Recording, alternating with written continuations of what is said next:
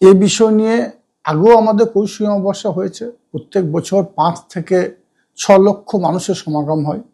শুধু বাংলা নয়, ভারতবর্ষ এবং ভারতবর্ষের বাইরে রাজ্য থেকেও অনেক তারা মায়ের যারা ভক্ত তারা কিন্তু ওই কৌশিকী অমাবস্যার দিন ওখানে আসে তারাপীঠে। এবছরে 22শে আগস্ট শুক্রবার 11:58 শুরু হচ্ছে তিথি এবং শেষ হচ্ছে 23শে আগস্ট শনিবার 11:37। তো এবছরও 5 থেকে 7 লক্ষ লোকের সমাগম হবে, মায়ের ভক্তরা ওখানে আসবে।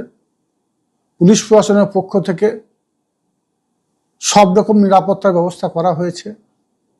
সিসি ক্যামেরা থেকে শুরু করে বিভিন্ন জায়গায় পুলিশ ক্যাম্প এবং নিরাপত্তার অটুট বন্ধনে বাঁধা হয়েছে এরিয়াটাকে।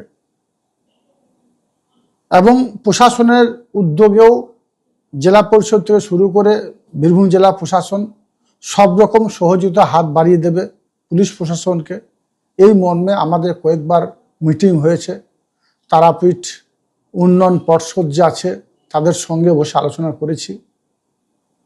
আমি আজকের এই বিশেষ দিনে আমাদের কৌশিকী অমাবস্যা নিয়ে বা এই তিথিতে যারা তারাপীঠে আসবেন তারা মায়ের দর্শন করতে, সর্বপ্রথমে সকলকে সাদর আমন্ত্রণ জানাই। বাংলা তথা ভারতবর্ষের বিভিন্ন প্রান্ত তথা ভারতবর্ষের বাইরে থেকে যারা আসছেন তাদের যারা বয়স তাদের প্রণাম জানাই, যারা বয়স ছোট তাদের প্রীতির শুভেচ্ছা ভালোবাসা জানাচ্ছি। আপনারা আসুন, তারা মায়ের দর্শন করুন। আসার পথে যাওয়ার পথে কোনো দিক দিয়ে কোনো রকম ব্যাঘাত সৃষ্টি হবে না, কোনো অসুবিধা সৃষ্টি হবে না, এটা আপনাদের সুনিশ্চিত করতে পারি। তাছাড়াও বীরভূম জেলা প্রশাসন, পুলিশ প্রশাসন, তারাপীঠ উন্নয়ন পর্ষদ আমরা সকলেই আপনাদেরকে সব রকম সহায়তা হাত বাড়িয়ে দেবো এই অঙ্গীকার করছি।